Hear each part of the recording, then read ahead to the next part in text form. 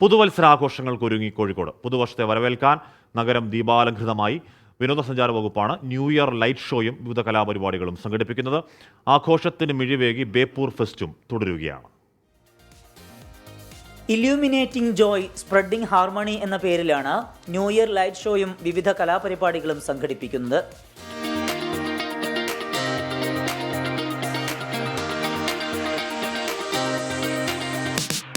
ദീപാലങ്കാരങ്ങളുടെ switch on മന്ത്രി PA Muhammad Riyas നിർവഹിച്ചു.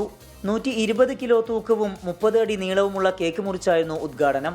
എല്ലാവരും ഒന്നിക്കുക എന്നുള്ളതാണ്. എല്ലാവരും മാനവിക ഐക്യം, സ്നേഹം, മതസാഹോദര്യം, സന്തോഷം, ആ നിലയിലേക്ക് നമുക്കിതിനെ മാറ്റണം.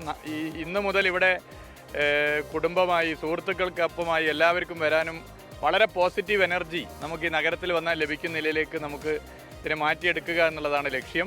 സായാഹ്നങ്ങൾ ആനന്ദകരമാക്കാൻ മാനാഞ്ചിറയ്ക്ക് പുറമെ കോർപ്പറേഷൻ പഴയ കെട്ടിടം, Pattalappally, CSI church, light house, Mishkal പള്ളി എന്നിവിടങ്ങളും അലങ്കരിച്ചിട്ടുണ്ട്. അടിപൊളിയാണ് പരിപാടി, അടിപൊളിയാണ്. ഞാൻ ഫസ്റ്റ് ടൈമാണ് ഇങ്ങനെ ഒരു പരിപാടി കാണുന്നത്. ലൈറ്റിങ്ങും പരിപാടികളാണെങ്കിലും ഒക്കെ അടിപൊളിയാണ്. ഫാമിലി ആയിട്ട് വരാനും നല്ല അടിപൊളിയാണ്. വിനോദസഞ്ചാരികളെ ആകർഷിക്കുന്ന ബേപ്പൂർ ഫെസ്റ്റ് പുരോഗമിക്കുകയാണ്.